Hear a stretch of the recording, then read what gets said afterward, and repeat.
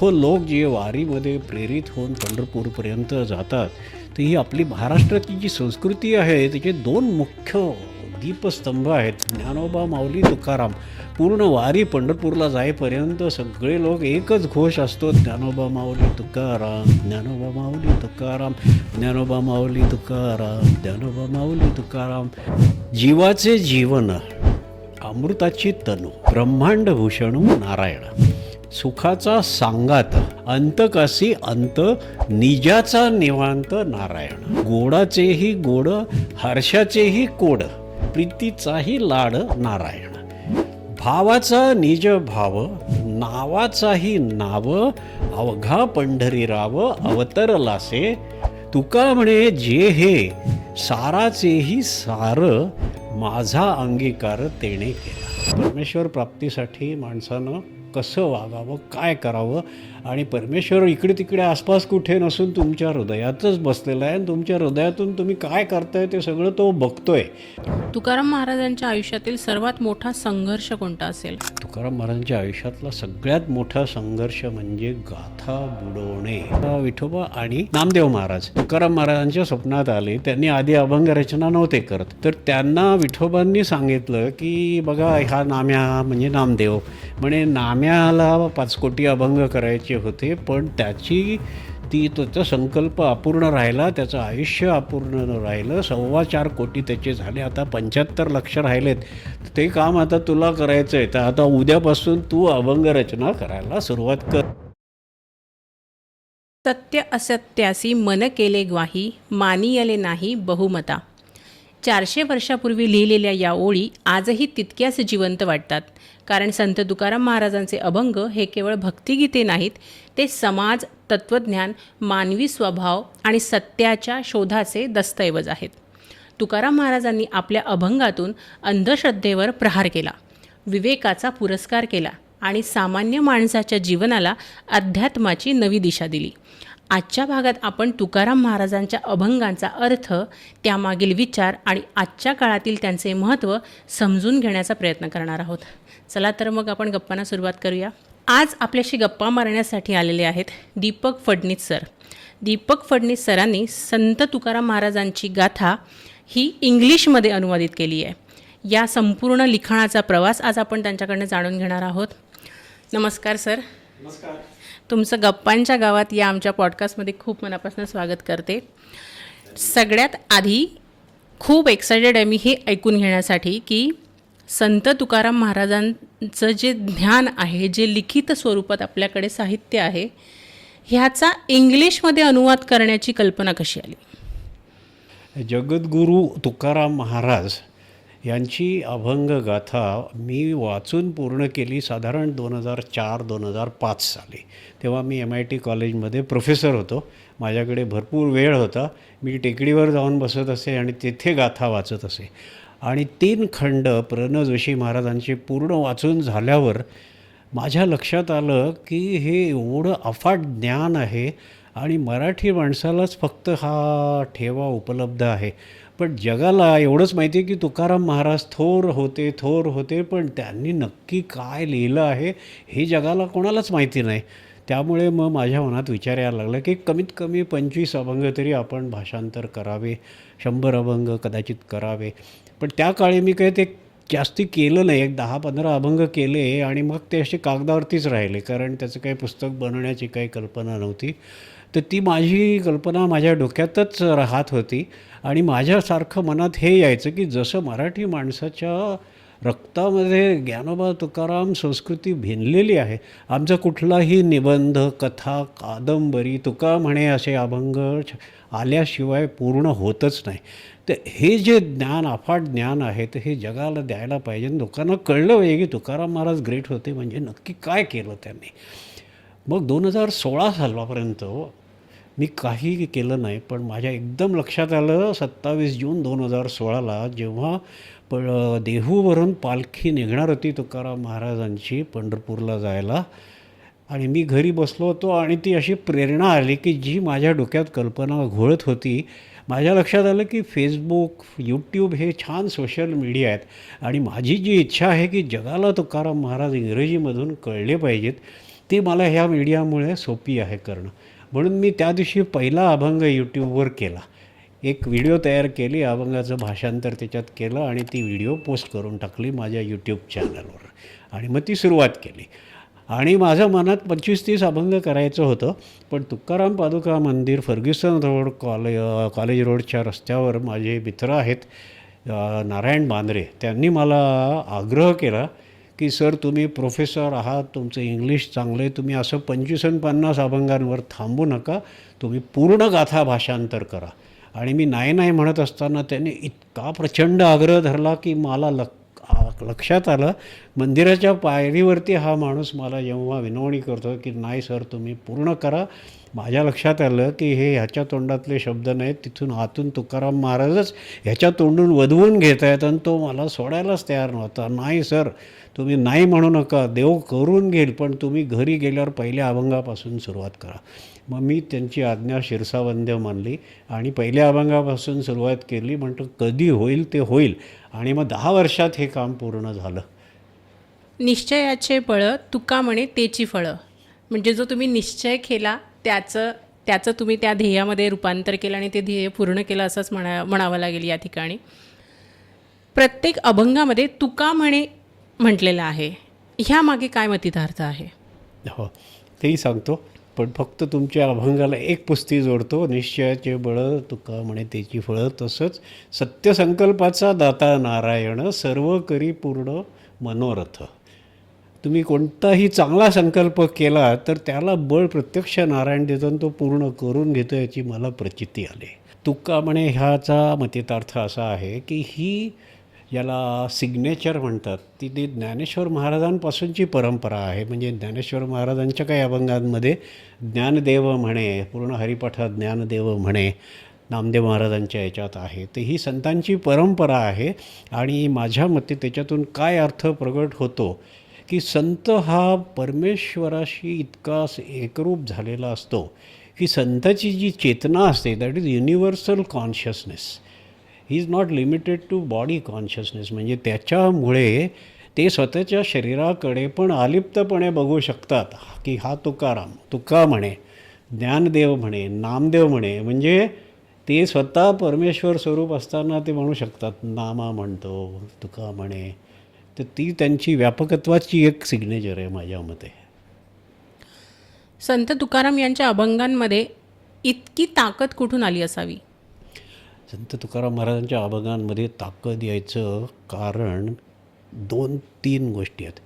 एक तर अतिशय सुंदर आहेत अभंग रचना, त्यातलं वर्णन म्हणजे आता इतकं गोड, इतकं रसाळ वर्णन आहे विठोबाचं. तू माऊलीहुनी मायाळ, चंद्राहुनी शीतळ, पाणियाहुनी पातळ, कल्लोळ प्रेमाचा, तुवा केले रे अमृता गोड, तू त्याही परता गोड, सकळ सत्ता नायक असे.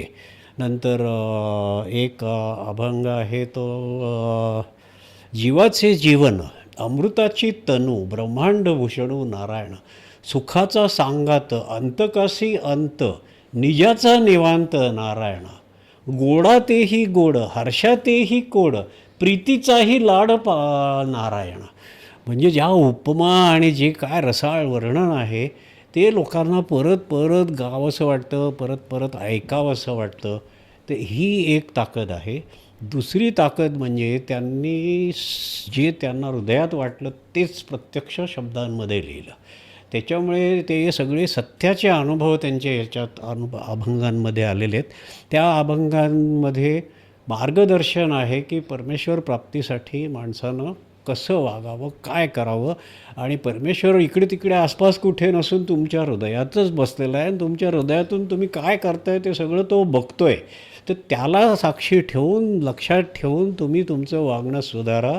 तुम्ही मनःशांती, अंतःशांती प्राप्त करायचा प्रयत्न करा. त्याच्यासाठी तुम्हाला भूतदया, सहानुभूती, शांती, अहिंसा हे सगळं करा. इतरांना मदत करा. आणि ह्या अशा रीतीने ते इतके पॉवरफुल संदेश देतात. त्याच्याशिवाय म्हणजे हे 2 कारणं ते प्रचंड शक्ती त्याच्यात आलेली आहे. तिसरं एक असं आहे की त्यांनी बऱ्याच अभंगांमध्ये कठोर टीका केली आहे वाईट चालीला गेलेल्या माणसांवर, जे रस्ता चुकलेले आहेत आणि ज्यांना मार्ग चुकल्यामुळे विचित्र वेडेवाकडे वागता आहेत त्या लोकांना त्यांनी अतिशय कठोर शब्दामध्ये वॉर्निंग दिलेली आहे की या माणसा तू तुझी वागण्याची पद्धत बदल, तू नाही बदललास तर तुला पुढे काय काय भोगायला लागणार आहे याची त्यांनी भयानक वर्णनं करून त्या माणसाला पूर्ण अजून घाबरवून ठेवलं आहे. तर असे जे अभंग काही लोकांनी वाचले तर त्याने जरी 1-2 ठिकाणी चुका केल्या असल्या तरी तो मार्गावर येईल आणि त्याच्या लक्षात येईल की आपल्याला आता आपली पद्धत बदलायला पाहिजे. म्हणजे लोकांना सरळ रस्त्यावर आणायची पण क्रिया आहे, जो सरळ मार्गावर आहे त्याला मार्गदर्शन आहे, शब्दसौंदर्य आहे. गाथेला तुम्ही as a piece of literature म्हणाल तर it is one of the most outstanding pieces of literature. जसं रवींद्रनाथ टागोरांची गीतांजली ही फक्त परमेश्वराला उद्देशून लिहिलेल्या कविता नाहीत, तर it is a masterpiece of literature. The same way because गाथा was not available in English, people didn't know that. पण आता लोकांना गाथा इंग्रजी आल्यावरती वेस्टर्नर्सना सगळ्यांना कळेल की गीतांजलीमधलं जे सौंदर्य आहे तेच गाथेमध्ये पण आहे. अगदी बरोबर, त्याचीच पॉवर गाथेत आहे. खूप छान बोललात आणि खूप खरं बोललात तुम्ही. अगदी. हो हो. तुकाराम महाराजांच्या विचारांना त्यावेळी विरोध का झाला असावा? तुकाराम महाराजांच्या विचारांना विरोध व्हायची कारणं अगदी सोपी होती की समाजामध्ये जे स्वार्थी लोक असतात त्यांच्यावरती सगळं हे येत होतं, त्यांना स्वार्थ साधणं अवघड होत होतं. कारण तुकाराम महाराजांनी साध्या सोप्या शब्दात सांगितलं की विठोबा तुम्हाला सहज प्राप्त होऊ शकतो, नामस्मरण करा, अवडंबर करायची गरज नाही, धार्मिक विधी करा, हे करा ते करा, पंडित लोक वगैरे काय काय सांगत असतील काहीही करायची गरज नाही, नामस्मरण करा, भजन कीर्तन प्रवचन अहिंसा शांती प्रेम, या योगे तुमच्या घरी सुखे येतो नारायण, घरी तुमच्या घरी चालत तुमच्याकडे देव येईल. त्याच्यामुळे ह्या लोकांचं सगळ्यांचं चालेनसं झालं. त्याच्यामुळे त्यांना बरेच हितशत्रू निर्माण झाले. शिवाय समाजात इतर काही कीर्तनकार प्रवचनकार होते, त्यांच्या कीर्तनाला प्रवचनाला कोणी माणसंच जाईना, सगळी तुकाराम महाराजांची. आणि तुकाराम महाराजांचे अभंग इतके गोड की सगळ्या लोकांना ते तोंडपाठ. सालो नावाचा माणूस तर त्यांचे अभंग चोरी करायचा, कॉपी करून खाली सिग्नेचर सालो म्हणे करून लावून टाकायचा. तर त्याच्यामुळे असं हे सगळं झालं की त्याला विरोध त्याच्यामुळे झाला.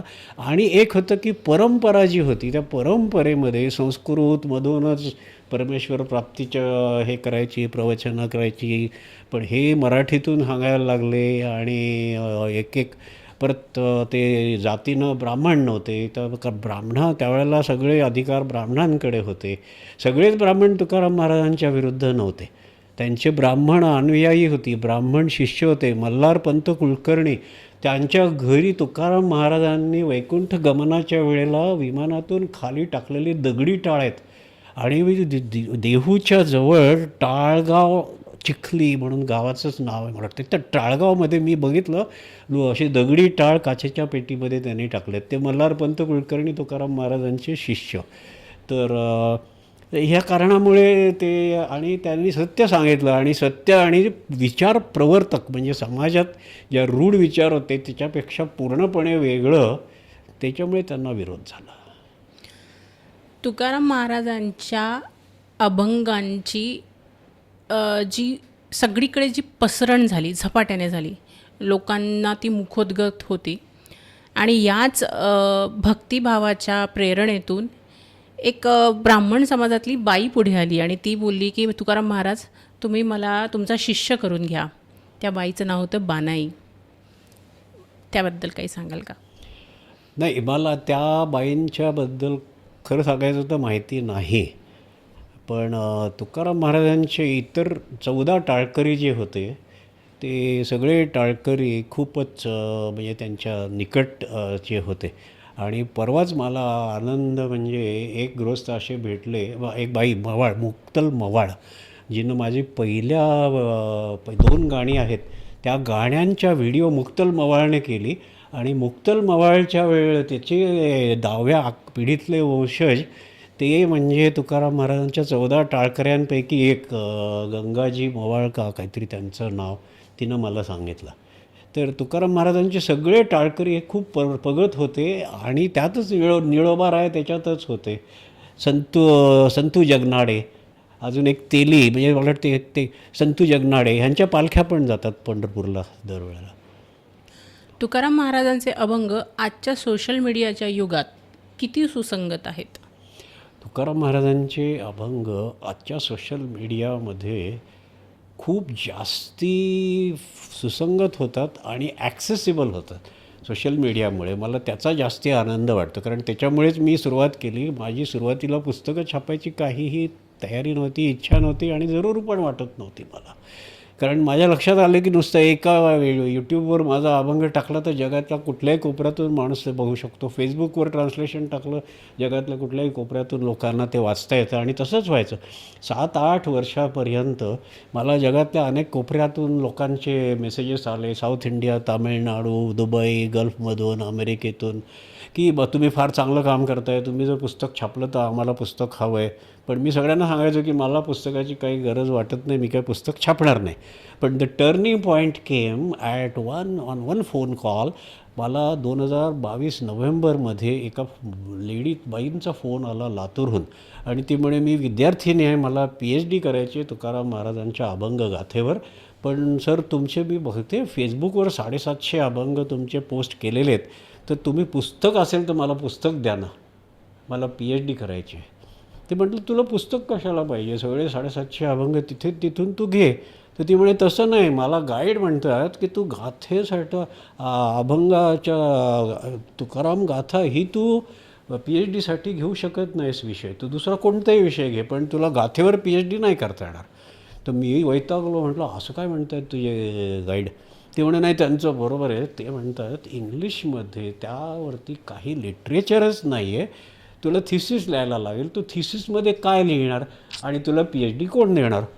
मग माझ्या एकदम डोक्यात लख्ख प्रकाश पडला की माझे 750 अभंग मी ट्रान्सलेट केले तर आम्ही तिथे राहू देऊ शकत नाही. I have to publish them in the form of books, की त्याच्यामुळे ते रेफरन्स बुक म्हणून तयार होईल, मुलांना PhD करता येईल. त्या क्षणी माझ्या मनाचा एकदम पूर्ण निर्णय बदलून मी पुस्तकं प्रकाशित करायला सुरुवात केली.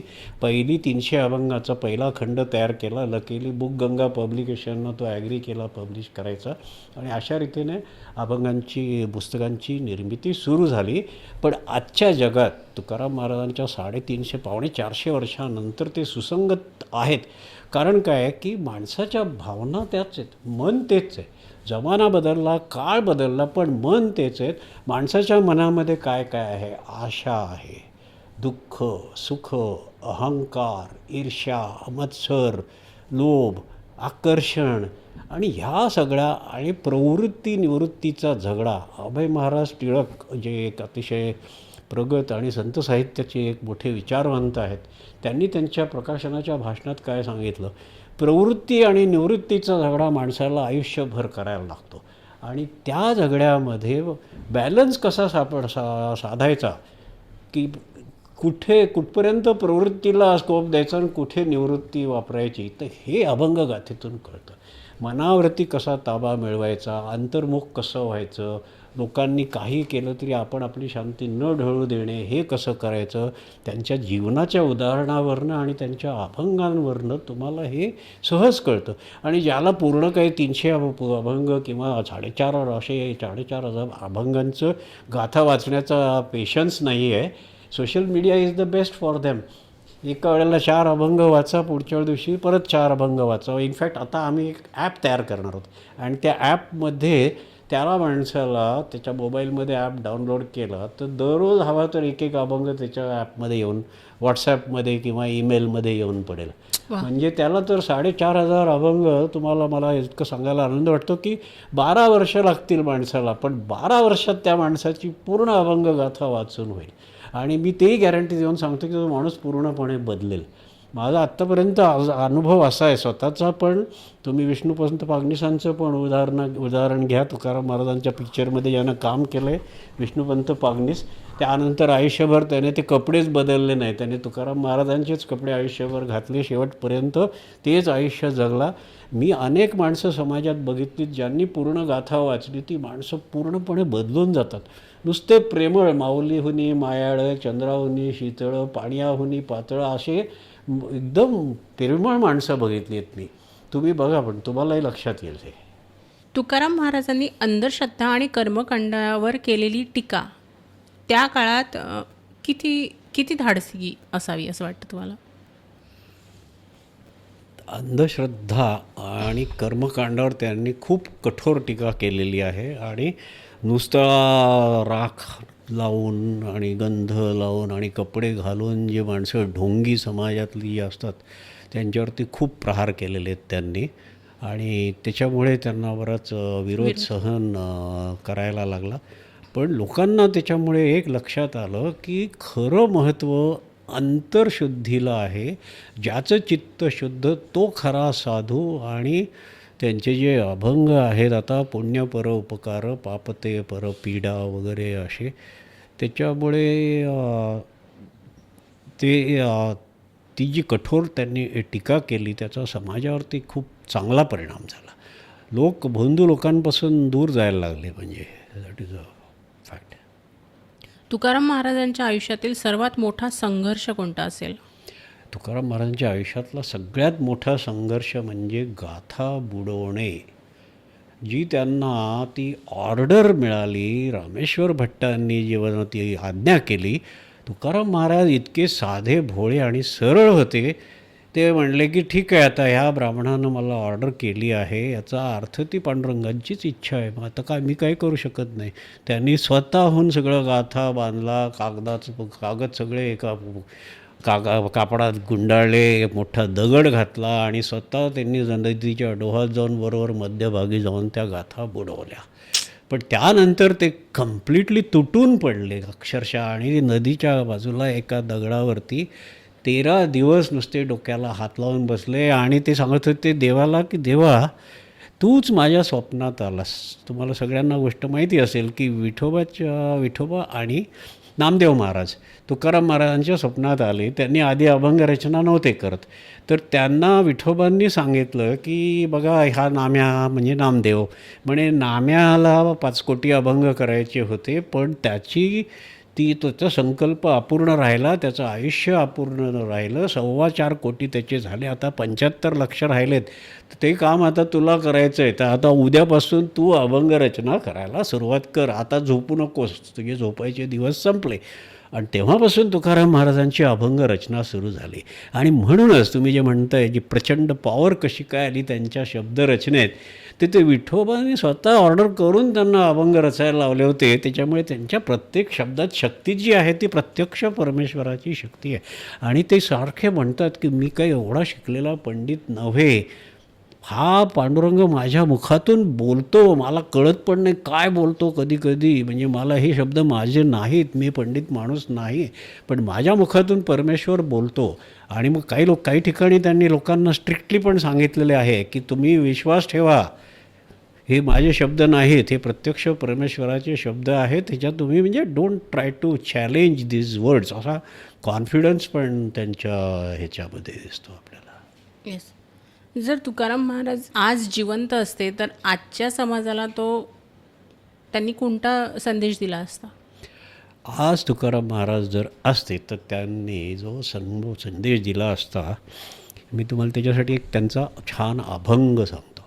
जो अभंग माझ्या मते त्यांना जेव्हा पहिला अनुभव आला असेल व्यापक जाणीवेचा, विस्तृत जाणीवेचा, युनिव्हर्सल कॉन्शियसनेस किंवा जे परमेश्वर दर्शन, तर पुण्य फळले बहुता दिवसा, भाग्य उदयाचा ठसा, झालो सन्मुख तो कैसा, संत चरण पावलो, आलिंगने संतांची या, दिव्य झाली माझी काया, हेळे मस्तक हे पायावरी त्यांच्या ठेवितो, तुका म्हणे धन्य झालो, सुखे संतांची या धालो, लोटांगणी आलो, वैष्णव भार देखोन या.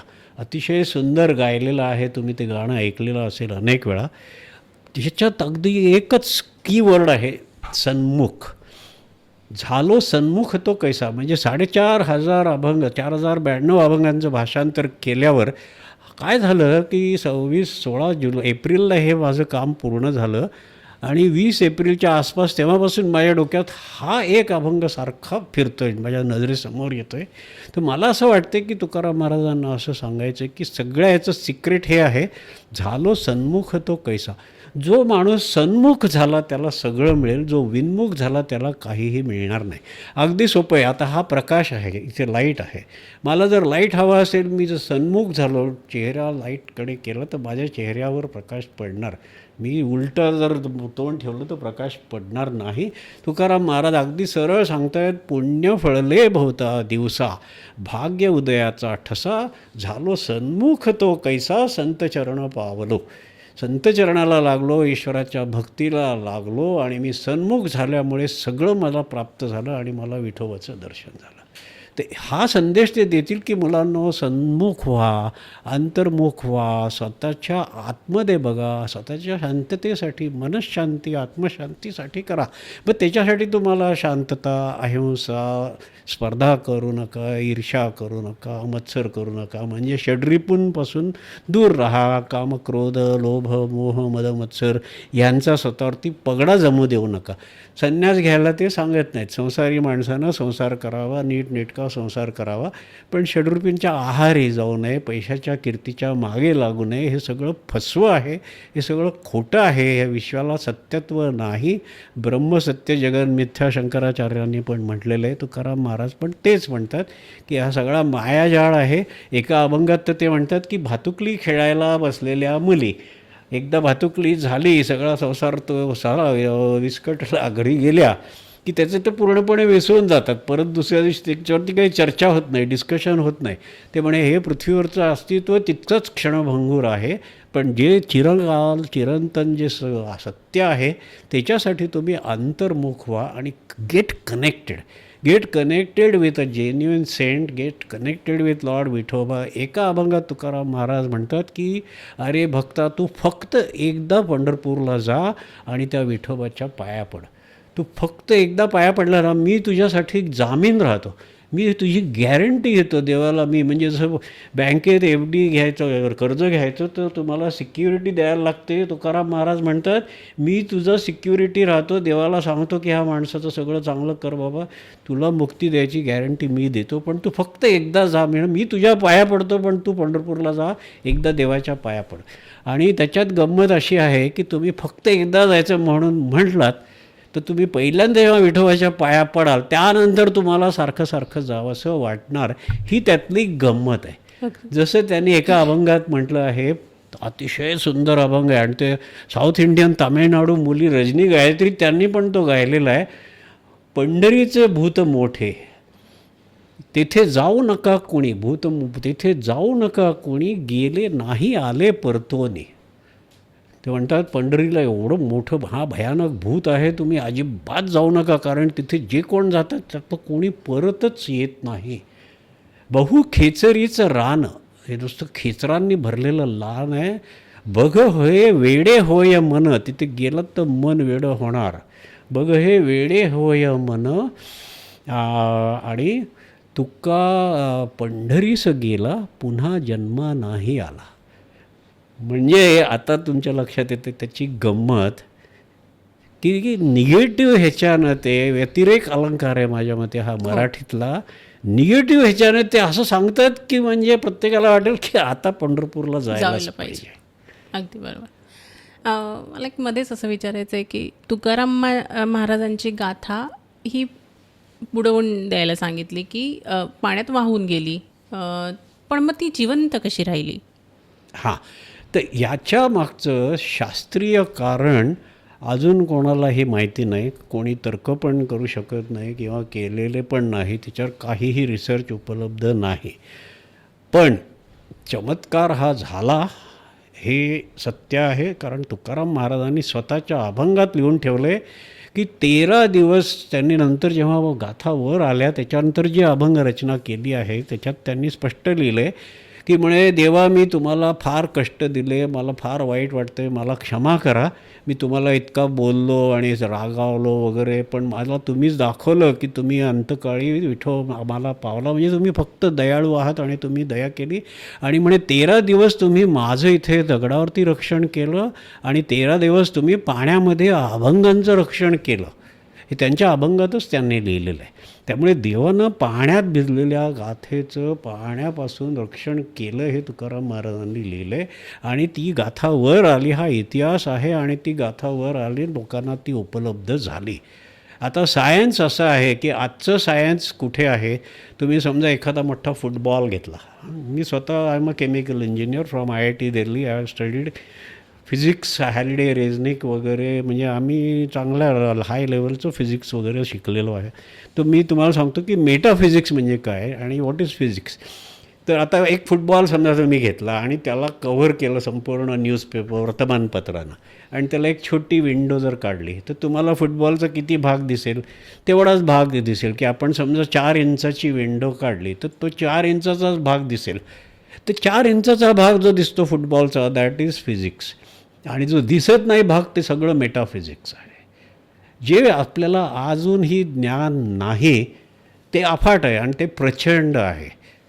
200 वर्षापूर्वी जर कोणी म्हटलं असतं की अरे सोनं काय, माणूस काय, कुत्रा काय, उंदीर काय आणि माती काय, सगळ्या ह्याच्यात फक्त अणूच असतात, सगळं सेम आहे, काही फरक नाही, तर लोकांनी त्याला झोडून काढलं असतं, बदलून काढलं असतं. पण सत्य हे आहे की ते सगळे ॲटम्स आणि मॉलिक्युल्स आहेत, इलेक्ट्रॉन्स भरलेले आहेत. तसंच विश्व हे सत्य आहे, सत्य आहे. आपलं सगळं सायन्स म्हणतं तुमचं ब्रह्मसत्य जगन मिथ्या वगैरे, त्याला आत्तापर्यंत त्यांना डाऊट वाटायचा.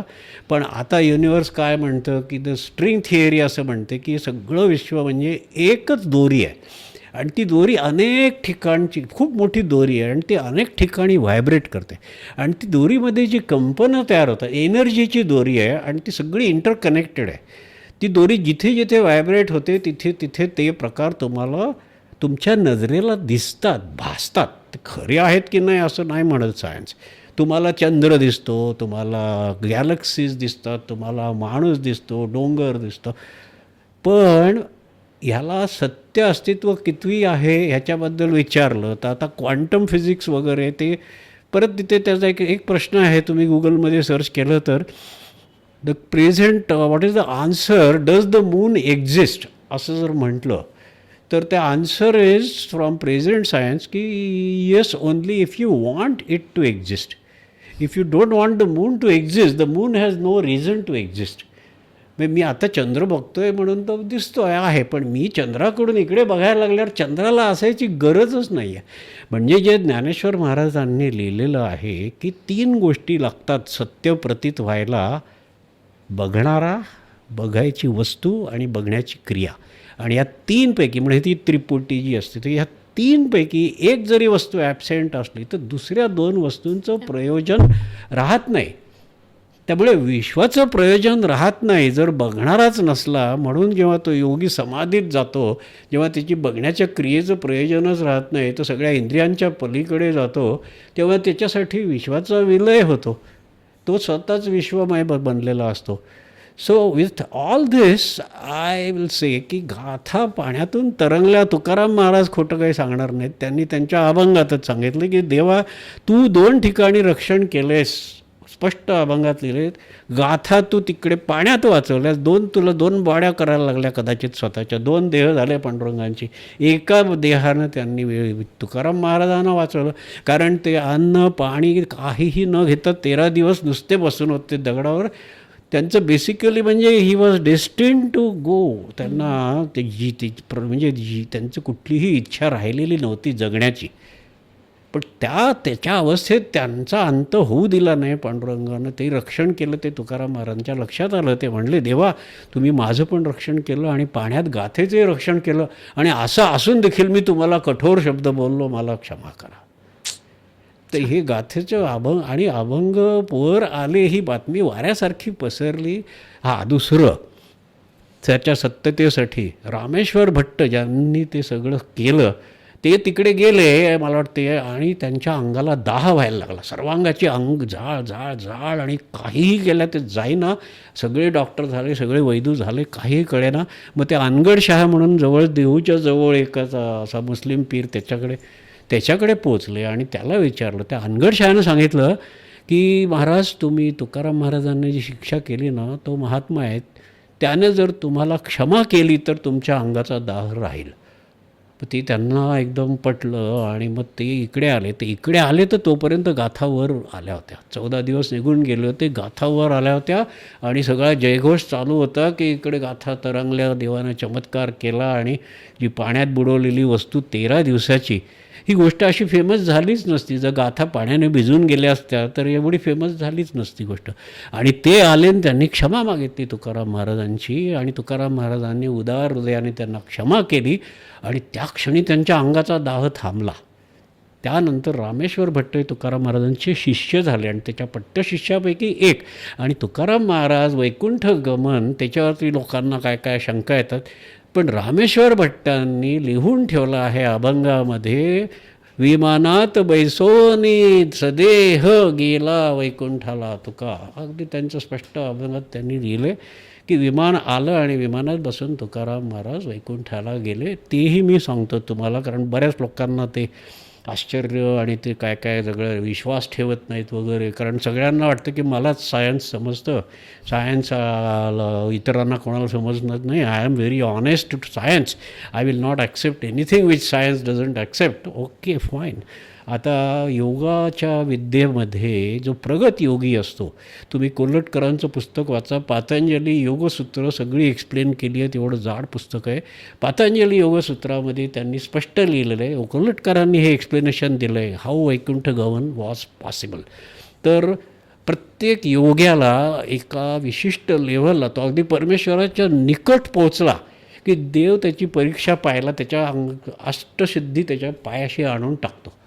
म्हणजे त्या इतक्या सहज त्याला प्राप्त होतात की ती कुठलीही सिद्धी तो कितीही वेळा वापरू शकतो आणि त्याच्याने त्याला कुठलीही सुखं उपभोगतात, म्हणजे anything which you cannot even imagine.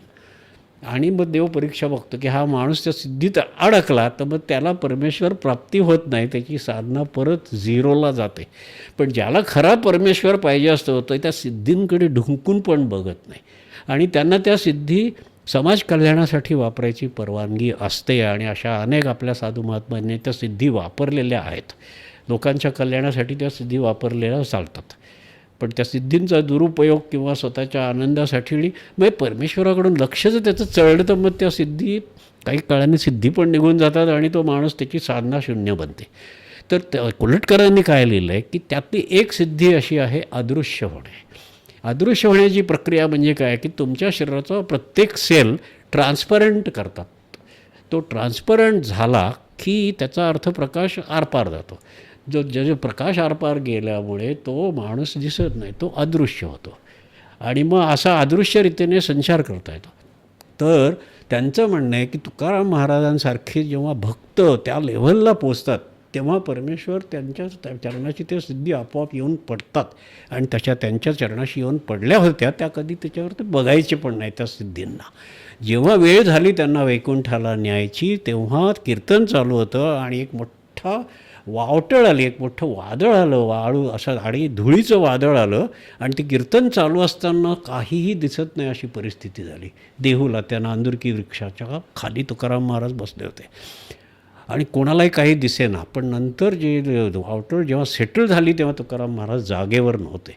आणि रामेश्वर भट्टांनी लिहून ठेवलेलं आहे की विमान आलं तर असं असू शकतं की ते विमान ॲस्ट्रल वर्ल्डमध्ये आलं. म्हणजे ही आपली 3 प्रकारच्या सृष्टी असतात, ही भौतिक सृष्टी, नंतर ॲस्ट्रल वर्ल्ड आणि कॉझल वर्ल्ड. ॲस्ट्रल वर्ल्ड म्हणजे सूक्ष्म जगत, कॉझल वर्ल्ड म्हणजे कारण जगत, कारण देह कारण जगत. तर जे सूक्ष्म जगत आहे त्याच्यामध्ये सगळ्या वस्तू ह्या सूक्ष्म स्वरूपात असतात, त्यामुळे त्या दिसत नाहीत. आणि असं म्हणतात की सगळे आत्मे जे काय असतात ते सगळे इकडून तिकडे जातात, आपल्या भोवतीन देखील आत्मे जातात असं बऱ्याच लोकांनी लिहून ठेवलेलं आहे. आपल्याला ते दिसत नाहीत, आपल्याला ते त्रास देत नाहीत, कारण ते सूक्ष्म जगतात असतात. तर ह्या सूक्ष्म जगतातून ते विमान आलं. तुकाराम महाराज ट्रान्सपरंट अवस्थेमध्ये ते म्हणजे सूक्ष्म जगताला त्या सूक्ष्म देहाने ते विमानात बसले आणि ते विमान तिथून गेलं आणि ते त्यांचे जे प्रगत हे 14 टाळकरी होते त्यांना ते दिसलं, कारण त्यांची ती लेवल होती. म्हणून रामेश्वर भट्टांना कळलं, सगळ्याच भक्तांना कळलं. कारण जर तसं झालं नसतं ते 14 टाळकऱ्यांनी सगळ्या लोकांना फाडून खाल्लं असतं, सगळीकडे धुमाकूळ केला असतं की तुकाराम महाराज असे गायब कसे काय झाले. कोणी म्हणतात पाण्यात गेले, कोणी म्हणतात इकडे गेले. पण लोकांना काय आहे, आपलं कसंही काही ना काही करून पब्लिसिटी किंवा आपण प्रकाश झोतात यावं, आपली विधानं, बऱ्याच लोकांना विपर्यास करणं किंवा डेअरिंगची विधानं करण्याची आवड असते, कारण मग त्याच्यामुळे त्यांच्यावरती चर्चा होते आणि मग त्याच्यावरती वाद होतात वगैरे वगैरे, त्याची आवड असते. पण साध्या सरळ माणसानं कोलटकरांच्या ह्याच्यावर विश्वास ठेवावा. सूक्ष्म देहाने तुकाराम महाराज सूक्ष्म जगतात विमान येऊन त्या वावटळीत असताना ते वैकुंठाच्या प्रवासाला निघाले आणि ते त्यांच्या टाळकऱ्यांनी बघितलं, त्याच्यावर अभंग लिहून ठेवले.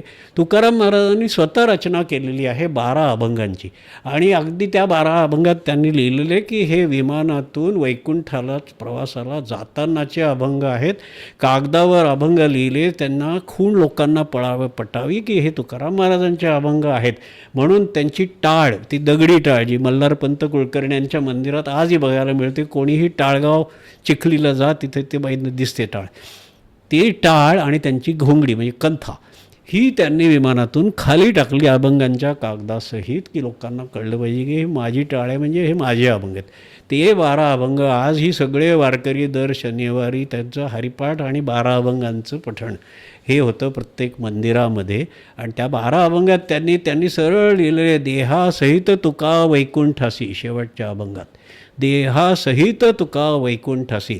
त्यामुळे ज्यांना कोणाला चॅलेंज करायचं असेल की देहासहित माणूस वैकुंठाला जाऊ शकतो, त्याने सहज त्यांना चॅलेंज करावं. पण आम्ही काही तुकाराम महाराजांना चॅलेंज करणार नाही.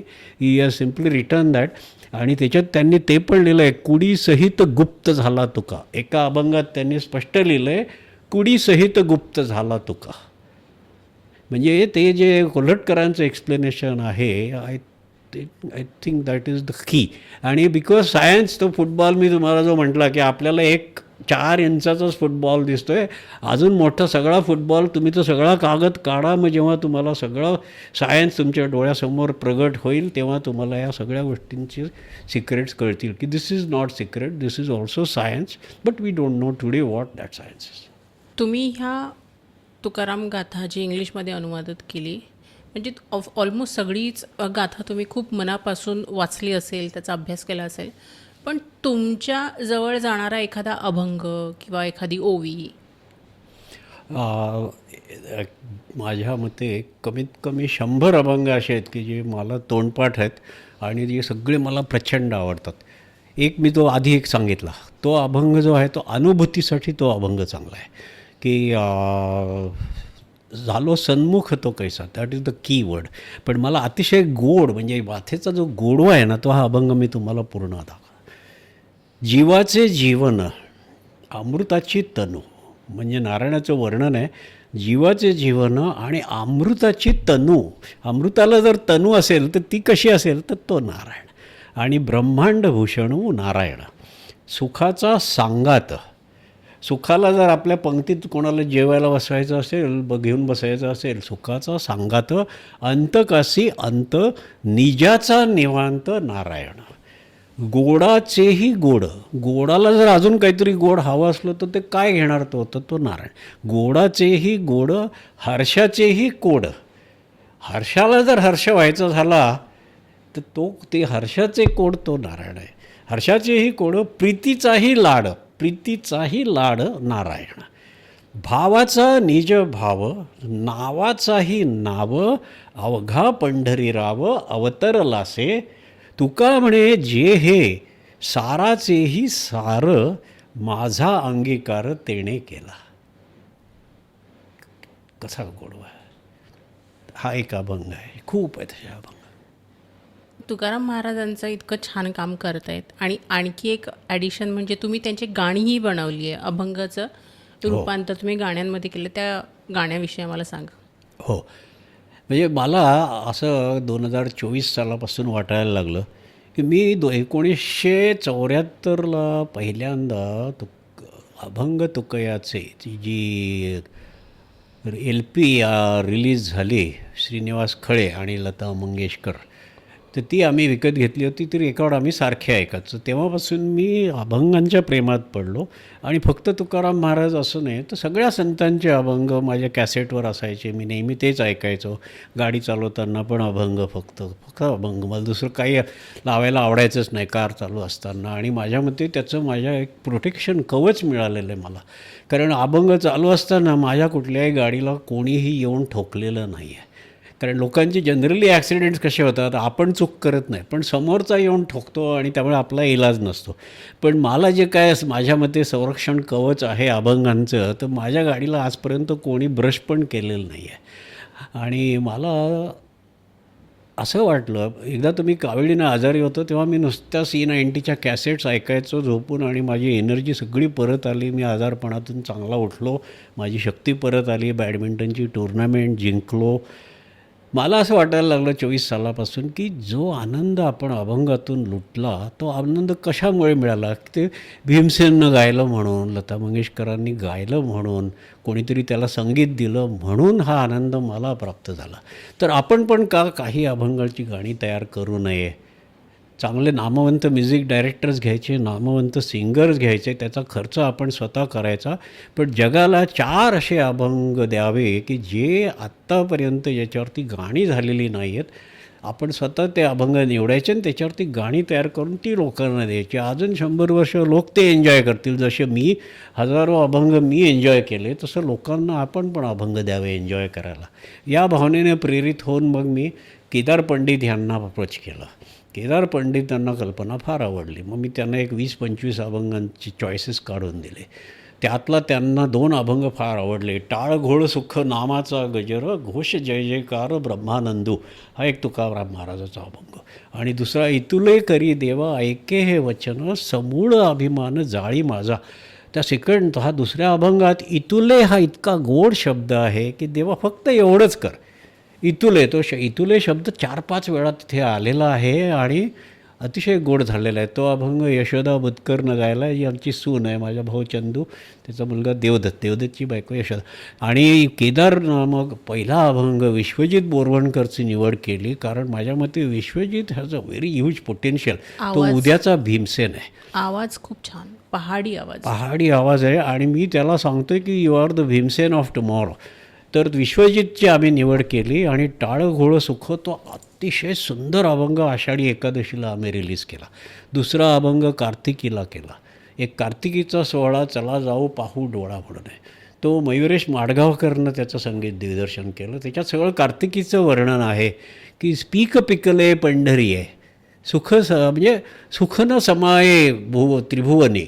जे पीक भक्तीचं पीक पंढरपुरात आलेलं आहे तर त्याचं सुख या त्रिनी भुवनामध्ये त्याचं हे होत नाही, भावत नाही. इतकं प्रचंड सुख निर्माण झालं आहे. तर चला आपण जाऊया पंढरपूरला ह्या कार्तिकीच्या दिवशी, असा तो सुंदर अभंग आहे. तर हाच तिसरा आहे. आणि चौथा अभंग राहुल देशपांडे यांनी गायलेला आहे. त्याचं संगीत मयुरेश माडगावकर यांना दिलेलं आहे. आणि तो आहे करकटावरी तुळशीच्या माळा, ऐसे रूप डोळा दावी हरी. आणि त्याच्यात सगळ्यात शेवटी आहे तुका म्हणे म्हणजे झुरोनी पांढरा, तो असं काय म्हणजे मी झुरोनी पांढरा होतो आहे अशी परिस्थिती आहे, तेव्हा मला तू लवकर भेटायला ये नारायणा, असा तो एक कारुण्यपूर्ण तो अभंग. असे 4 अभंगांची आम्ही गाणी केली आणि सगळी खूप छान गाणी झालेली आहेत. मी स्वतः ती अनेक वेळा ऐकतो. एका विश्वजितच्या गाण्याचे 52,000च्या वर प्ले झालेले आहेत. आणि माझ्या मते it will also go for Guinness book of world record. मी आपल्याला एक सांगू इच्छितो की अभंगांची पॉप्युलॅरिटी वाढते. विश्वजित हा एकच गायक आहे ज्याचा एक अभंग गिनेस बुक ऑफ वर्ल्ड रेकॉर्डमध्ये गेला आहे. कारण त्याचे 5 कोटी का 10 कोटी अशी काहीतरी प्ले झालेले आहेत. आणि तो अभंग आहे वेढा वेढा रे पंढरी. तर तो वेढा वेढा रे पंढरी इतका पॉप्युलर आहे की विश्वजित सांगत होता की युरोप अमेरिकेतून मुलं तो रेकॉर्ड करतात स्वतःच्या आवाजात आणि त्याला पाठवतात व्हॉट्सअपनं आणि विचारतात की आम्ही हा व्यवस्थित गायला का, आम्हाला जरा मार्गदर्शन करा, आम्हाला तुमचा अभंग फार आवडला. अभंग रिपोस्ट नावाचा एक बँड आहे, ते पण छान काम करत आहेत. तर आता दिवस आले आहेत की अभंग संस्कृतीचं पुनरुज्जीवन करायचं आणि समाजात अभंग हे आमचं अभंग अंग करायचं आहे आणि अभेद्य अंग करायचं आहे की सगळ्यांनी आपलं जीवन अभंगांना अनुसरून जर केलं तर या जगामध्ये खूप शांतता निर्माण होईल.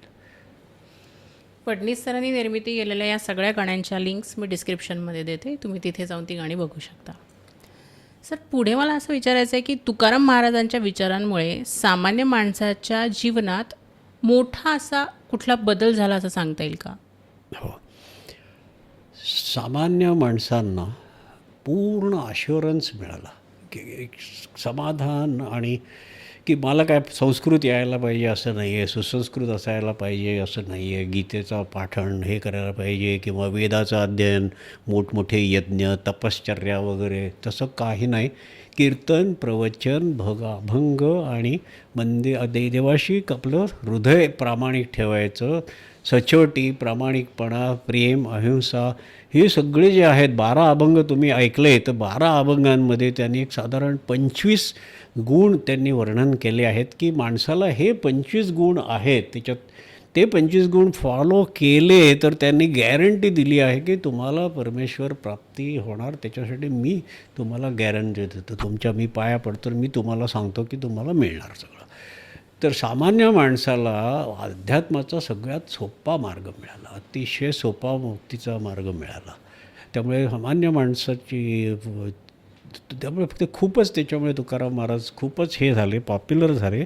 आज पण त्यांचा जो पगडा आहे समाजावरती आपल्याला कळते की लाखो लोक जे वारीमध्ये प्रेरित होऊन पंढरपूरपर्यंत जातात.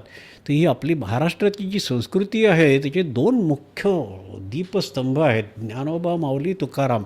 पूर्ण वारी पंढरपूरला जाईपर्यंत सगळे लोक एकच घोष असतो, ज्ञानोबा माऊली तुकाराम, ज्ञानोबा माऊली तुकाराम, ज्ञानोबा माऊली तुकाराम, ज्ञानोबा माऊली तुकाराम. मग मध्येच एकदम जोरावर वेगळा, ज्ञानोबा माऊली तुकाराम, ज्ञानोबा माऊली तुकाराम. ती नुसती 2 नावं घेत घेत माणूस पंढरपूरपर्यंत चालत जाऊ शकतो, थकवा येतच नाही, कारण त्याच्यातनी शक्ती निर्माण होते. तर तुकाराम महाराजांनी सगळं हे पूर्ण समाजाला आश्वासित केलं की परमेश्वर प्राप्ती ही कठीण नाही, संसारी माणसाला संन्यास घ्यायची गरज नाही, जंगलात जायची गरज नाही, संसार करत असताना देवाचं नाव घ्या आणि तुम्ही सुखानं आयुष्य जगा, परमेश्वर तुमच्या घरी येईल. आणि म्हणूनच आज एवढे पंढरपूर वारी लोक जात आहेत. आणि तुम्ही बघाल वारकऱ्यांमध्ये खूप माणसं अशी हजारो संख्या. वारीमध्ये जीवन इतकं सुखाचं असतं, इतकं शांत असतं, इतकं प्रेममय असतं. मी स्वतः पंढरपूर वारी केली 2015 साली. पंढरपूर पूर्ण चालत गेलो डॉक्टर रामचंद्र देखणेंच्या दिंडीत. आणि मग तेव्हा मी बघितलं की कोणीही कोणाशी भांडत नाही, कोणीही कोणाला त्रास देत नाही, सगळे एकमेकांना माऊली म्हणतात, लहान मुलाच्याही पाया पडू शकतात, अगदी सरळ खाली जमिनीवर लोटून लोटांगण घालून चपलेवरती डोकं ठेवून पाया पडायचं, एवढा विनय वारकऱ्यामध्ये असतो की त्यांना खरं सत्य कळलेलं असतं की भूती नारायण, सर्वांभूती नारायण, प्रत्येक मनुष्याच्या हृदयात परमेश्वर आहे. कोणी कोणाशी भांडण करायची गरज नाही, कोणी कोणाशी कॉम्पिटिशन करायची गरज नाही, फक्त एकमेकांना प्रेम द्यायचं. ही वारी म्हणजे अशी म्हणजे प्रचंड प्रेमयात्रा आहे. तर हे सामान्य माणसांना सगळं तुकाराम महाराज आणि ज्ञानेश्वर महाराज, सगळे संत आपले, नामदेव महाराज, एकनाथ महाराज, रामदास स्वामी, सगळ्या संतांनी जे दिलेलं योगदान आहे त्यात तुकाराम महाराज कळस, तुका झालासे कळस, अशी परिस्थिती आहे. संत तुकाराम महाराज आणि छत्रपती शिवाजी महाराज यांची भेट खरंच झाली होती का, आणि त्याबद्दल काही सांगता येईल का? हो, त्यांची भेट झाली होती. आणि इनफॅक्ट काय झालं, तुकाराम महाराजांची कीर्ती शिवाजी महाराजांच्या कानावर गेल्यावर शिवाजी महाराजांना आश्चर्य वाटलं आणि त्यांना खूप कौतुक वाटलं. आणि त्यांनी ठरवलं ह्यांचा सत्कार करायचा. म्हणून त्यांनी हत्ती, घोडे, दिवटी वगैरे असं काय काय सगळं साहित्य, सोनं, दागिने, छान छान उंची वस्त्र, कपडे वगैरे असं पाठवलं त्यांच्या मुलांसाठी, बायकोसाठी अगदी. आणि ते सगळं घेऊन जेव्हा सैनिक तिकडे आले, सगळे लोक बघायला लागले आणि तेव्हा तुकाराम महाराज घरी नव्हते. बायको एकदम खुश, मुलं खुश, त्यांनी ते सगळं घातले दागिने वगैरे आणि नाचायला लागले, बागडायला लागले की आता आपली गरिबी गेली. महाराजांवर शिवाजी महाराज प्रसन्न झाले आणि ते ती तो प्रसंग संत तुकाराम सिनेमामध्ये फार सुंदर त्यांनी चित्रित केला आहे. आणि मग तुकाराम महाराज बाहेरून आले आणि तेव्हा त्यांनी ते बघितल्यावर ते म्हणले की नाही, आम्ही विष्णुदास, आम्हाला माती आणि सोनं हे समान असतं. आम्ही काय असं म्हणत नाही मला सोनंच पाहिजे, मला माती नको, नाही, दोन्ही समान आहे, आम्हाला हे नको, नजराणा वगैरे हे आम्हाला नको. हे महाराजांना त्यांनी, शिवाजी महाराजांना सगळं परत पाठवलं आणि सगळं त्यांच्या बायको मुलाला सगळे अंगात घातलेले सगळे कपडे दागिने सगळं काढायला लावलं आणि ते सगळं शिवाजी महाराजांना परत पाठवलं.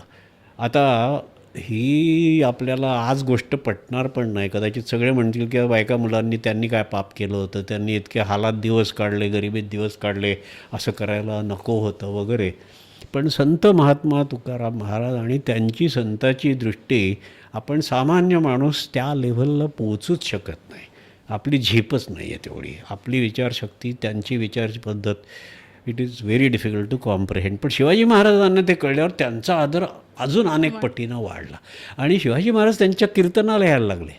गंमत अशी झाली की त्यांना ती आवड लागली, सारखे इतर कीर्तनाला यायचे आणि वेश बदलून किंवा गुपचूप वगैरे असे यायचे, कोणाला कळू न देता. तर त्याचा एक प्रसंग तो सांगू का? Please please. तर त्यांचं कीर्तन बघता चाकणचा जो एक किल्ल्याचा हे होता, काय म्हणतात त्याला, रखवालदार का काय, तो मोगलांचा होता कारण किल्ला मोगलांच्या ताब्यात होते तो. त्यामुळे त्याला एकदम पैशाचा मोहच पडला की जर आपण सांगितलं, कारण ते लोहगावला सारखे यायचे कीर्तनाला, की तुकाराम महाराजांच्या कीर्तनाला शिवाजी महाराज आले, ही बातमी आपण मोगलांना दिली आणि शिवाजी महाराजांना पकडून दिलं तर आपल्याला खूप पैसे मिळतील. ह्या मोहाने त्या नालायक चाकणच्या किल्लेदाराने, आपला भारतीय माणूसच होतो आणि माझ्या मते तो हिंदू माणूसच असणार, आणि त्याने ती बातमी तिकडे दिली. आणि त्या दिवशी कीर्तन चालू असताना त्या कीर्तनामध्ये सगळीकडून मोगलांची सेना आतमध्ये घुसली कीर्तन चालू असताना. आणि आज आमचा जो महाराष्ट्र आम्ही बघतोय तो आम्ही बघूच शकलो नसतो जर तो चमत्कार झाला नसता. म्हणून ज्यांना चमत्कारांवर विश्वास ठेवायचा नसेल त्यांनी मला ह्या प्रश्नाचं उत्तर द्यावं की त्या दिवशी शिवाजी महाराज कसे सटकले. कारण तो चमत्कार सगळ्यांनी नोंद केलेली आहे. महिपती म्हणून एक माणूस होता, त्याने शिवाजी तुकाराम महाराजांच्या माझ्या मते 50 का 100 वर्षानंतर तुकाराम महाराजांचं चरित्र आणि सगळे चमत्कार त्याची नोंद करून ठेवलेली आहे, महिपती. तर ते एक मोठं पुस्तक आहे आधाराला. तर त्या चमत्काराचं असं वर्णन आहे. आणि तुकाराम महाराजांच्या आणि चमत्काराला विश्वास ठेवायला आपल्याला जागा आहे, कारण त्यांनी तिथल्या तिथे त्यांच्या मुखात 4 अभंग आले. तुकाराम महाराजांचं असं होतं की ते इतके अभंगमय झाले होते की कुठल्याही परिस्थितीत बोलताना त्यांच्या तोंडातून शब्द बाहेर नाही पडायचे, अभंगच बाहेर पडायचे. तर तिथे त्याचं न देखवे हा कैसा हा आकांत, आणि असं काहीतरी त्यांचा तो जो अभंग आहे तो त्याचा त्याने देवाला तिथल्या तिथे रागवायला सुरुवात केली. त्यांना लक्षात आलं की आता शिवाजी महाराज पकडले जाणार आणि एवढं सगळं स्वराज्य निर्माण केलेलं आहे आणि आता काय होणार, पुढे काय आकांत होणार, त्यांना खूप प्रचंड भीती वाटली. तर त्यांनी तिथल्या तिथे जे अभंग स्फुरले ते देवाला म्हणले की देवा, अरे काय हे, मला म्हणजे मी कधी असं ऐकलं नाही, बघितलं नाही आणि कधी माझ्या डोक्यासमोर स्वप्नात कल्पना पण येणार नाही असा समोर आकांत होणार आहे. हे तू काय केलं आहेस, तुला तरी कळतं आहे का, तू काय आरंभलं आहेस हे. म्हणे अरे देवा, आम्ही विष्णुदास, आम्हाला विष्णुदासांना तू अशी जागा द्यायला पाहिजे की जिथे कुठलाही धोका असणार नाही, अशी आम्हाला निर्भय जागा पाहिजे. आणि इथे चक्क परकीयांचं आक्रमण मला हे डोळ्यांनी बघवत पण नाही. ते म्हणतात मला माझ्या प्राणांची पर्वा नाही, मी मेलो तर काही हरकत नाही, पण हे जे काय घडतं आहे हे तर अजिबातच बरोबर नाही आहे. तर तेव्हा त्या क्षणी असं झालं की सगळे माणसं त्या कीर्तनातली शिवाजी महाराज दिसायला लागले. एकूण एक माणूस शिवाजी महाराज. तर मोगलांची सेना कम्प्लिटली चक्रावून गेली की कोणाला पकडू, कोणालाही पकडता येणार. आणि खरे शिवाजी महाराज तिथून बाहेर निघून गेले आणि सुरक्षितरित्या पोचले. अशा रीतीने शिवाजी महाराजांची त्या कठीण प्रसंगातून चक्क पांडुरंगाने सुटका केली तुकाराम महाराजांच्या 4 अभंगांना. ते गाथेमध्ये 4 अभंग आहेत. सुंदर, छान, ही गोष्ट नव्हती आम्हाला माहिती. फारच सुंदर. मला हे माहिती होतं की शिवाजी महाराज जेव्हा तुकाराम महाराजांना भेटले तेव्हा ते त्यांना असं म्हणजे बोलावणं करतात की तुम्ही गडावर या, आऊसाहेबांच्या हस्ते आम्हाला तुमचा सन्मान करायचा आहे. पण तुकाराम महाराज आपले महात्मा, त्यांनी ते नाकारलं. ते बोलले मी साधा बोळा इथेच बरा. हो हो. आणि त्यांनी ते नाही म्हटलं. आणि त्यांनी ते अभंग आहेत, ॲक्च्युली 8-9 अभंग आहेत तुकाराम महाराजांचे. त्यांनी शिवाजी महाराजांना काय काय उपदेश पण केला आहे की तुम्ही जे काय करताय ते फार चांगलं काम करताय तुमचे.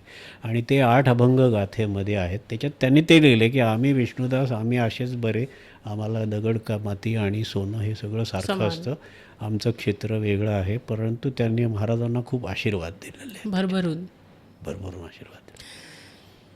तुकाराम महाराजांनी संपत्ती, सत्ता आणि प्रतिष्ठेबद्दल काय भूमिका मांडली होती? हो, तुकाराम महाराज ह्या संपत्ती टोटली अगेन्स्ट, पूर्णपणे पाठ फिरवली होती संपत्तीकडे. कारण त्यांना माहिती होतं की संपत्ती ही सगळ्यात मोठी शत्रू.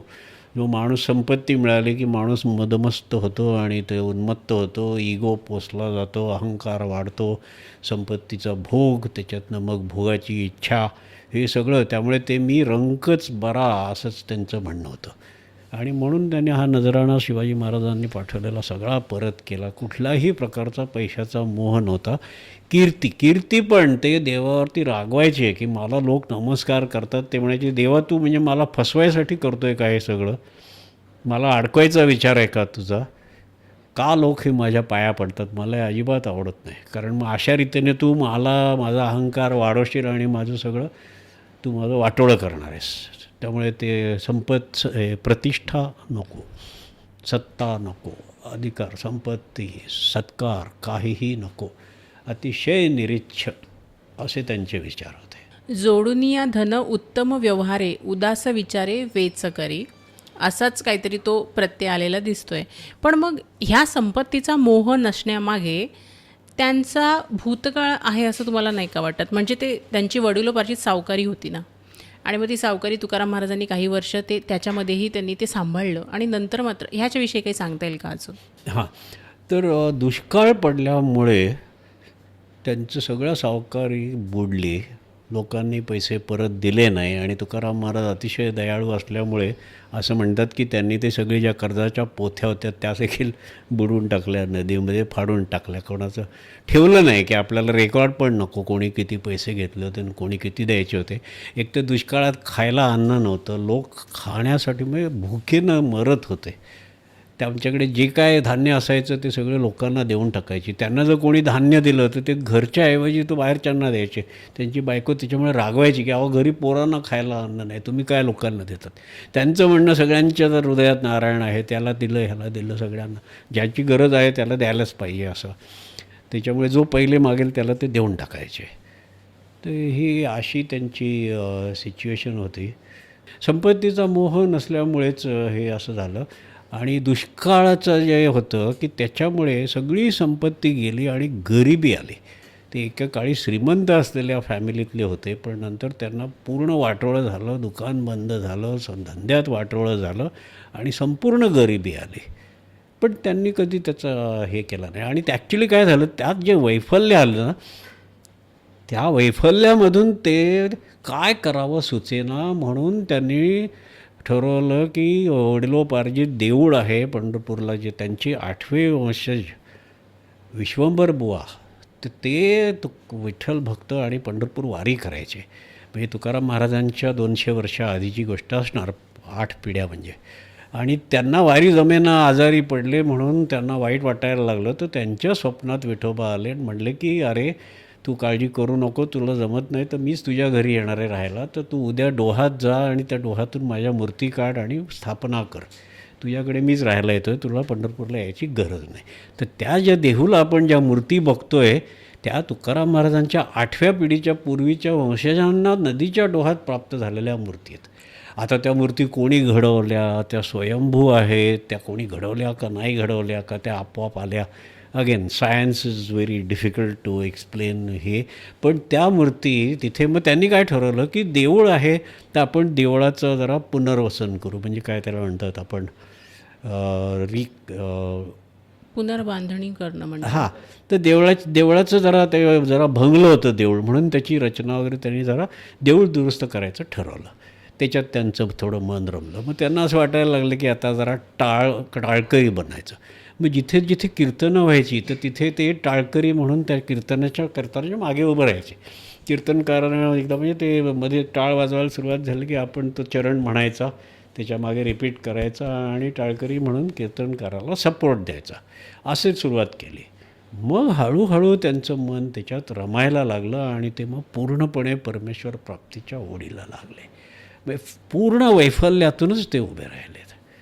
म्हणजे असं म्हणतात कदाचित की देवानं ते काय मुद्दाम घडवून आणलं की काय, की आधी माणसाला पूर्णपणे दुःखात टाका आणि मग नंतर त्याला पूर्णपणे सुखात एकदम मग वैकुंठालाच घेऊन गेले तुकाराम महाराजांना. आजच्या तरुणांनी तुकाराम महाराजांच्या अभंगातून सर्वाधिक समजून घेण्याची गोष्ट किंवा संदेश तुम्ही काय सांगाल? माणसानं एक लक्षात ठेवावं की हे भौतिक जग आहे, या भौतिक जगाच्या पासून जितकं कमी इन्व्हॉल्व होता येईल तेवढं कमी इन्व्हॉल्व राहावं. म्हणजे असं पूर्ण त्याच्यात अडकून जाऊ नये. ह्याच्यामध्ये जी काय सुखं आहेत त्याच्यात फार अडकू नये, दुःख आहेत त्याच्यामुळे फार दुःखी होऊ नये.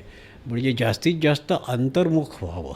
आणि अंतर्मुख होण्यासाठी अभंगगाथा, ज्ञानेश्वरी, दासबोध, एकनाथी भागवत, गीता, आपले श्रीमद भागवत ह्या पोथ्या आपला जो मोठा महान ठेवा आहे. आता असं झालं आहे की इस्कॉनवाले आपल्यापेक्षा जास्ती अभ्यास करायला लागलेत. इस्कॉनवरची युरोपियन आणि अमेरिकन माणसं एकादशीचा उपास करतात आणि आम्ही मराठी लोक आम्ही एकादशी करत नाही. महाराष्ट्रातले काय आता परिस्थिती अशी आहे की त्यांचा खूप अभ्यास चालू आहे आणि आपला अभ्यास नाही. तर ह्याचा अभ्यास ठेवावा. ह्याच्यामुळे आपण शिकतो की या जगामध्ये जास्ती अडकण्यात अर्थ नाही. हे भ्रम आहे, मायाजाळ आहे. याची सत्यता पण सायन्स पण आता म्हणते की बाबा रे हे कितपत खरं आहे मी काही गॅरंटी देऊन सांगू शकत नाही. म्हणून you have to go more inward, that is important. Tukaram महाराजांच्या जीवनातील एखादी अशी घटना जी इतिहासात फारशी चर्चिली गेली नाही? बाबाजी चैतन्य हे तुकाराम महाराजांचे गुरु आणि त्यांनी एका अभंगात जे लिहिलेलं 2 अभंग आहेत की त्यांची जी बाबाजींची भेट झाली आणि त्यांनी त्यांना गुरुमंत्र दिला आणि ते बाबाजी चैतन्य जे आहेत ते केशव चैतन्य आणि राघव चैतन्य अशी त्यांची परंपरा त्यांनी सांगितली.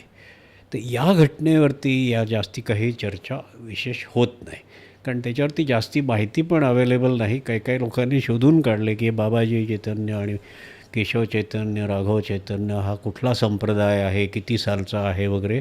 त्याच्यावर काही गोष्टी रिसर्च मी नेटवर मला काय मिळालेलं आहे. खूप चांगलं काही माहिती लोकांनी काढलेली, पण ह्याच्यावरती फार कमी चर्चा झाली आहे. पण ही खरं, कारण त्यांचे जे गुरु आहेत त्यांनी त्यांना तो मंत्र दिला, त्यांच्या मस्तकावर हात ठेवला. ॲक्च्युली त्याच्यात त्या अभंगात त्यांनी लिहिलं आहे की भोजना मागती तूप पावशेर, पडिला विसर सपना माझी. गुरुनी पावशेर तूप मागितलं, ती पद्धत होती त्यावेळेला. गुरुला काहीतरी द्यायचं आणि गुरु तूप मागायचे. तर ती पडिला विसर स्वप्न माझी, काय कळे अंतराय झाला, म्हणून या काय कृपा झाली. आणि मग त्यांनी लिहिलं आहे की मंत्र दिला रामकृष्ण हरी. तर त्यांना तुकाराम महाराजांनी जो त्यांना गुरूंनी जो मंत्र दिला तो रामकृष्ण हरी मंत्र, जो संपूर्ण वारकरी संप्रदायाचा मंत्र आहे. ज्ञानेश्वर महाराजांपासून तो चालत आलेला तोच मंत्र त्यांना दिला. तर त्याच्यावरती घटना ती खरंच turning point in his life. कारण गुरुची प्राप्ती झाली की तो दिवस त्या माणसाचा पुनर्जन्म झाला असं समजतात. कारण त्यानंतर त्याचं कर्तव्य फार कमी राहतं, गुरु त्याला पुढे तारून नेतो. दिस इज दॅट. तुकाराम महाराजांना फक्त संत म्हणून पाहावे की एक सामाजिक क्रांतिकारक म्हणून? तर ॲक्च्युली असं आहे की तुकाराम महाराज दोन्ही होते. त्याच्यामुळे ज्या माणसाला स्पिरिच्युअलिटीशी काहीही कर्तव्य नाही, अध्यात्माशी ज्याला काहीही संबंध नाही, त्याने तुकाराम महाराजांना एक क्रांतिकारक म्हणूनच बघावं. आणि त्यांनी मोठी क्रांती घडवून आणली त्यावेळेला. आणि जे आध्यात्मिक आहेत ते तुकाराम महाराजांना संत पण मानतात आणि क्रांतिकारक म्हणून पण मानतात. पण आणि त्यांचं संतत्व हे पहिले आलं, क्रांतिकारकपणा हा त्याच्यातून निर्माण झाला. म्हणजे ते मूळतः ते संत, त्यांची प्रवृत्ती संताची, त्यांचं हे त्यांची संपूर्ण जी आयुष्याची जी त्यांनी जी प्रगती केली ते संतपदाला पोचले. आणि संतपदाला पोचताना ते निर्भीडपणे त्यांनी ते स्वतःशी प्रामाणिक राहिले आणि त्यांच्या विचारांशी प्रामाणिक राहिले. म्हणून त्यांनी त्यांचे जे विचार होते ते प्रगट केले. ते विचार क्रांतिकारक होते. त्यांनी काळजी केली नाही की माझ्या विचारांमुळे मला शत्रू निर्माण होतील किंवा मला लोक त्रास देतील. ते त्यांचे विचार क्रांतिकारक होते, पण ते त्या विचारांना ठाम चिकटून राहिले. त्याच्यामुळे ते संतातून क्रांतिकारक निर्मिती असं झालं आहे. तुमच्या आवडीचा एखादा अभंग तुम्ही गाऊन दाखवलात तरी चालेल. तर माझा आवडता अभंग, आणि मी सगळ्यांना सांगतो की तुम्ही हा अभंग पाठ करा, जमलं तर गा, निदान म्हणा. जसं शुभं करोती म्हणतात, कोणी रामरक्षा म्हणतात. तर तुकाराम महाराजांनी लिहिले, ज्ञानेश्वर महाराजांनी लिहिले, सगळ्या संतांनी लिहिले की देवाला तुम्ही नुसतं त्याचं नामस्मरण केलं तरी देवाला प्रचंड आनंद होतो. आणि तुकाराम महाराजांनी एक अभंग असा लिहिला आहे की त्याच्यामध्ये देवाची चक्क 45 नावं आहेत. तो अभंग म्हणजे नुसती देवाची नावं आहेत आणि तो इतका सुंदर आहे. आणि तुम्ही अनेक वेळा तो रेडिओवरती तुम्ही ऐकलेला आहे आणि तो मला खूप आवडतो. आणि म्हणून मी सगळ्यांना सांगतो की तुम्ही जो अभंग जो तो पाठ केला आणि म्हटलात आणि गायलात तर तुमचं बसल्या बसल्या 45 वेळा देवाचं नामस्मरण झालं तेवढं पुण्य पण तुम्हाला प्राप्त होईल. आणि तो त्या अभंगात आनंद प्रचंड आहे. तर तो अभंग असा आहे, श्री अनंता मधुसूदना पद्मनाभा नारायणा. तर मी तो गातोच. श्री अनंता मधुसूदना पद्मनाभा नारायणा, पद्मनाभा नारायणा, जगव्यापका जनार्दना, आनंदघना अविनाशा, पद्मनाभा नारायणा. सकळ देवादिदेवा, सकळ देवादिदेवा, कृपाळू वाजी केशवा, महानंदा महानुभावा, सदाशिवा सहजरूपा, पद्मनाभा नारायणा. चक्रधरा विश्वंभरा, गरुडाध्वजा करुणाकरा, सहस्रपादा सहस्रकरा, क्षीरसागरा शेषशयना, पद्मनाभा नारायणा, पद्मनाभा नारायणा. कमलनयना कमलापती, कामिनी मोहना मदनमूर्ती, भवतारका धरित्याक्षिती, वामनमूर्ती त्रिविक्रमा, पद्मनाभा नारायणा. अगाये सगुणा निर्गुणा, जगज्जनित्या जगज्जीवना, वसुदेव देवकी नंदना, बाळरांगणा बाळकृष्णा, पद्मनाभा नारायणा. शेवटची ओळ आहे, तुका आला लोटांगणी, मज ठाव द्यावाजी चरणी, हेची करीत सेवी नवणी, भवबंधनी सोडवावी, पद्मनाभा नारायणा.